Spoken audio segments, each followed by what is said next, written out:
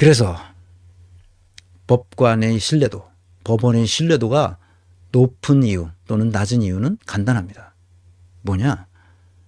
인간에 대한 이해, 조직에 대한 이해예요. 이게 1930년대 쓰여진 책이잖아요. 라이놀드 니버. 내가 계속 여러분들에게 강의할 때마다 이 얘기를 했었던 것 같습니다. 법에 대해서 얘기할 때 이 얘기는 Moral Man and Immoral Society. 이거 굉장히 유명한 책이에요. 그런데 미국이 30년대에 어떤 상황에 있었는지를 알아야 이 책이 술술 익힙니다. 근데 잘 모르면 뭐야 이게 무슨 얘기야 도대체 이렇게 생각하게 되죠.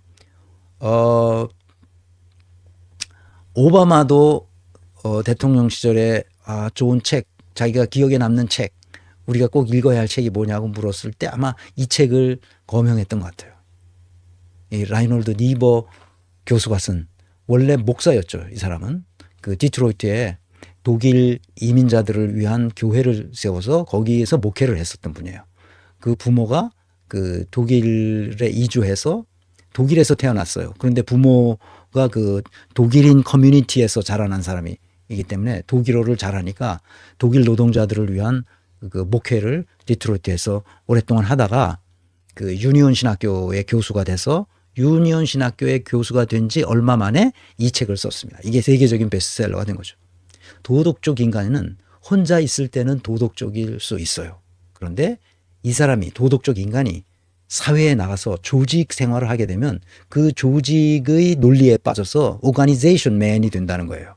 오가니제이션 맨. 그러니까 오가니제이션 맨이 된다는 것은 조직 이기주의에 빠져서 조직 생활에 적응하고 만다는 거야. 그러니까 조직의 이기심이라는 것은 조직 그 자체가 가지고 있는 규율에 따르기 때문에 비도덕적일 수도 있거든요.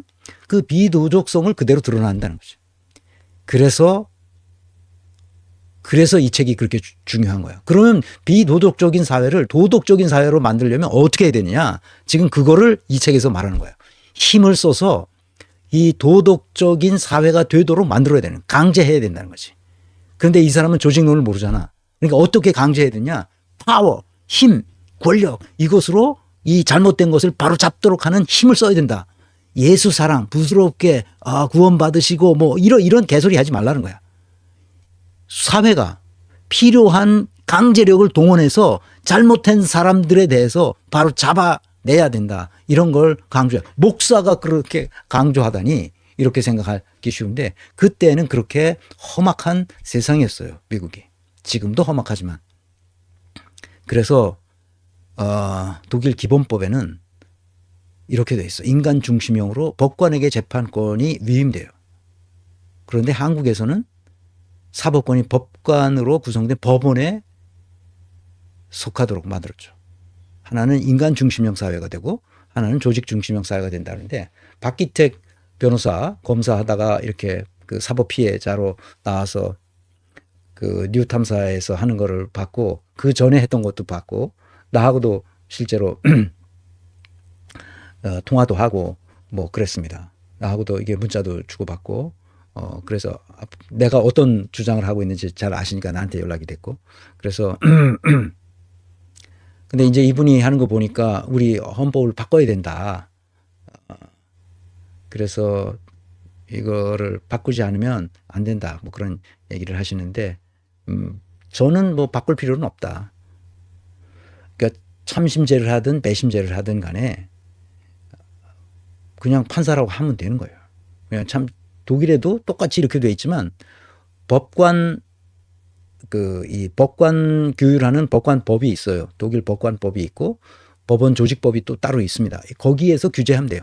헌법에서 이렇게 돼 있어야만 될 필요는 없습니다.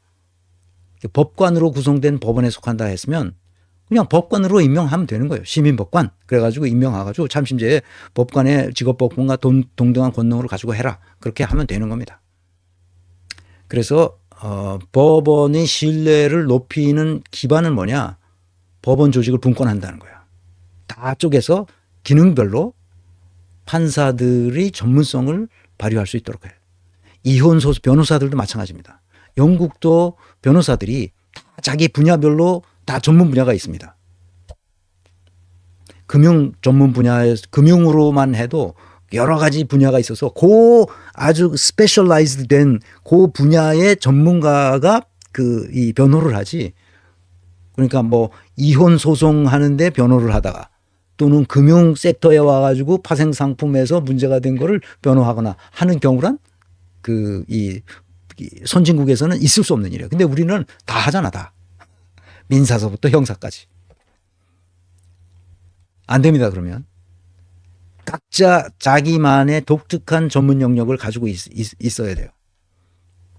그래서 대법원을 이렇게 다 쪼개가지고 5개 내지 6개, 뭐 7개도 좋고 다 쪼개가지고 대법원을 지역별로 분산 유치하는 겁니다. 서울에 있지 말고 다른 데를 다 옮겨야 됩니다. 헌법재판소를 정상화해야 됩니다. 지금 헌법재판소가 썩었습니다. 재판소원도 가능토록 하고 재판관의 수도 증원해서 여성이 반 이상 되도록 해야 됩니다. 법관의 대폭적인 증원이 필요합니다. 독일은 법관 한 명당 4,000명이에요. 근데 우리는 법관 한 명당 17,000명이에요. 말이 안 되는 숫자예요. 그러니까 엉터리 판결문을 쓸 수밖에 없어요. 이거 재판을 빨리 밀어내야 되기 때문에.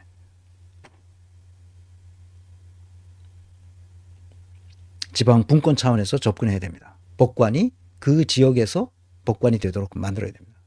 그래서 교육기관을 서울대를 전국 공립대학을 다 서울대학교처럼 수준을 높여서 그것을 거기서 법관을 길러내고 거기서 삶이 유지될 수 있도록 만들어야 됩니다. 서울로 다 모이지 말고 그렇게 해야 이 분권화된 사회에서 살아갈 수 있습니다.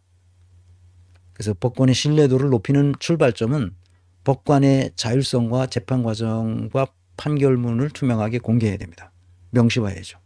그래서 내가 힘든 거 보니까 벌써 2시간 거의 다 됐네. 이따 그 집회에 나가야 되는데 이렇게 힘들면. 자, 빨리 하겠습니다. 이제 AI 시대가 됐습니다. 그 AI 활용성을 높여서 균형 잡힌 재판을 할 수 있도록 만들려면 어떻게 해야 되냐? 지금 판결문을 투명하게 다 공개해야 됩니다. 지금까지 했던 모든 판결문을 다 공개해서 AI가 어떤 그 재판에서 어떤 판결이 나왔는데 어떻게 됐는지를 우리가 검토해 볼 수 있도록 해야 됩니다. 재판은 원래 공개하도록 돼 있어요. 안전보장과 안녕 질서를 방해하는 경우를 제외하고는 다 공개할 수 있어요. 공개하도록 되어 있습니다. 근데 공개 안 합니다, 얘네들이. 법원의 신뢰도를 높이는 출발점은 두 번째. 이렇게 지난 시간에 강의했습니다. 참심제를 하는 겁니다. 이렇게 참심제를 하면 됩니다. 참심제를 했을 때 이게 제대로 사법부가 조직으로서의 제 기능을 하게 됩니다. 망가지지 않아요. 그러니까 비도덕적인 조직으로 바뀌지 않는단 말이에요. 라이놀드 니버가 말했듯이. 지금은 비도덕적인 조직이 됐습니다. 사법부는. 그래서 그걸 다 쪼개고 국가의 눈으로, 국민의 눈으로 재판할 수 있도록. 국민의 눈높이가 굉장히 중요합니다. 국민이 정부를 지배해야 한다는 확고한 믿음이 독일 정치인들에게 있기 때문에 이 많은 비용을 들여서 계속 참심제를 유지하는 이유가 거기에 있습니다. 그래서 독일 이 법원의 신뢰도가 높은 이유도 바로 여기에 있습니다. 마지막으로 법 왜곡죄를 신설하고 사건 조작죄를 신설해서 공소시효를 배제해야 됩니다. 만약에 법률가들이 어떤 형식으로도 법을 왜곡하거나 조작했다면 그것은 영구히 처벌받을 수 있도록 공소시효를 배제해야 됩니다. 이건 김용민 의원이 이걸 하려고 그렇게 애를 쓰는데 민주당에서 그 예전부터 180석을 가지고 있을 때부터 그걸 하려고 그렇게 애를 썼는데 그게 잘 안 됐어요.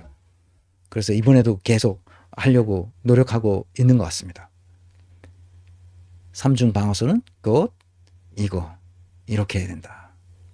앞에 얘기했던 겁니다. 이렇게 법관들의 양심과 인격 또는 선의에 맡기지 말아야 합니다. 조직의 구조와 시스템을 이렇게 설계하면 됩니다. 정치인들이 이 방송을 들었으면 좋겠고 그래서 사법민주화를 위한 개혁 작업을 주도해야 할 의원들이 이 강의를 반드시 들었으면 좋겠습니다. 사법민주화를 위해서 내가 몇 가지 제안을 했습니다. 이거 다 한 거예요. 이미. 그래서 분권화 자율성 투명성을 갖추기 위해서는 이 6개를 반드시 해야 되는데 법원을 분권화하는 것은 당연히 해야 되는 것이다. 그리고 참심제를 반드시 해라. 그리고 판결문을 어떻게 하라? 공개해라. 완벽하게 공개해서 AI가 이 판결이 과거에 비해서 어떻게 달라졌는지를 분별해서 국민에게 보고할 수 있도록 만들어줘야 됩니다. 찍소리를 못하게 만들어야 돼요.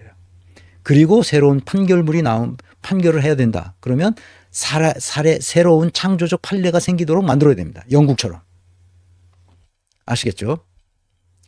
미카 김무라님, 네, 소장님, 현장에서 제 목사까지 응원 부탁드립니다. 저는 온라인으로 응원하겠습니다. 네, 죽을 힘을 다해서. 네, 알겠습니다. 제가 오늘 가서 소리 좀 질러보겠습니다. 근데 벌써 목이 쉰 것 같습니다. 고맙습니다. 자, 구체적인 치유 방안은 제가 법 왜곡죄, 사건 조작죄, 공소시효 배제, 그 다음에 행정기본법을 만들어서 모든 행정 업무는 무조건 투명하게, 거기에 조금도 오류가 없도록, 그리고 어떻게 해서 이런 과정의 결론이 이르는지, 이런 문서가 어떻게 해서 최종 결정이, 의사결정이 이렇게 내려졌는지 그 과정이 다 볼 수 있도록 해야 돼요. 그게 역사적 기록이 되도록 만들어야 됩니다. 그 행정기본법을 제정해야 됩니다. 그래서 새로 행정과 관련된 수많은 법들이 다 쪼개져 있거든. 그래서 행정기본법을 딱 만들어서 거기서 무조건 투명성 하도록 만들면 됩니다. 법원을 현대화해야 됩니다. 그래서 직무수행 자율성을 각 공무원들에게 주어서 문제가 없도록 그렇게 해야 됩니다. 시급히 해야 할 일은 당선 무효형을 때리는 건데, 이건 내가 법률가가 아니라 어떻게 하는지 모르겠어요. 이건 법률가들이 알아서 윤석열 당선 무효형을 때릴 수 있는 길을 찾아서 빨리 때리기 바랍니다. 그리고 각종 특검을 추진해야 됩니다.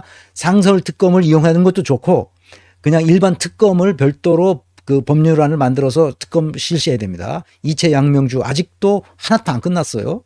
이채 양명주 그거 다 끝내야 됩니다. 그리고 그게 안 되면 상설 특검으로 해도 괜찮습니다. 무조건 특검을 실시해야 됩니다. 그 다음에 탄핵을 시켜야 됩니다. 탄핵 소추를 일단 내면 직무가 정지되거든요. 직무가 정지되는 동안에 엄청난 일들이 벌어질 수 있습니다. 국정조사를 해야 됩니다. 국정조사하면 다 나와서 그동안 없었던 일들 다 이제 윤석열과 김건희가 무슨 짓을 저질렀는지가 다 나오게 돼 있어요. 그리고 또 한 가지는 원포인트 헌법 개정을 할 수 있으면 좋습니다. 뭐냐? 부칙에다 넣어서 이번 그 윤석열 임기를 한 2년 단축시키면 내년에 할 수 있잖아요. 내년에 그 원포인트 헌법 개정을 하면. 그러면은 이게 원포인트 헌법 개정을 하는 것이 좋은 점은 뭐냐? 그러면 이 국회의원 선거와 같이 할 수가 있어요. 그러니까 2년마다 그렇게 그 4년 주기로 돌아오니까 그 중간에 원포인트 개헌을 해버리면 4년마다 할 수 있는데, 나중에 그 대통령은 5년이니까 이게 나중에 시간이 또 일그러지거든. 그러니까 투포인트 개헌을 하는 거죠. 투포인트 개헌은 뭐냐? 대통령의 임기를 4년으로 하되 중임할 수 있도록, 최대 8년까지만 할 수 있도록, 미국처럼 최대 8년까지만 하고 그 중간에 중간 심판을 할 수 있는 총선이 나오도록 되면 되죠. 그래 내년에 하면 그 총선을 그렇게 할 수 있습니다. 그래서 내년에 헌법 개정을 하는 게 중요하다, 그렇게 생각합니다. 원포인트 헌법 개정을 하든 투포인트 헌법 개정을 하든 뭔가를 빨리 해라.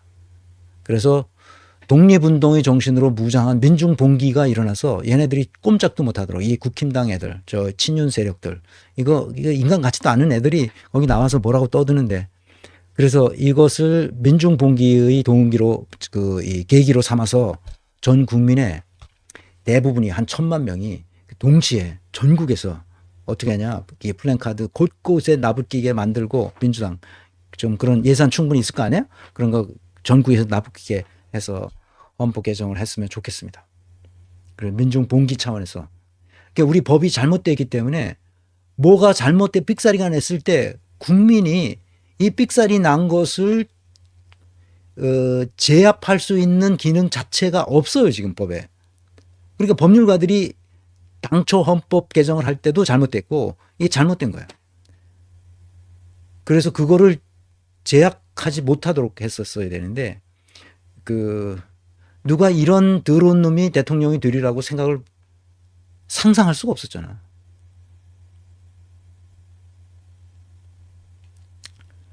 부탁 말씀.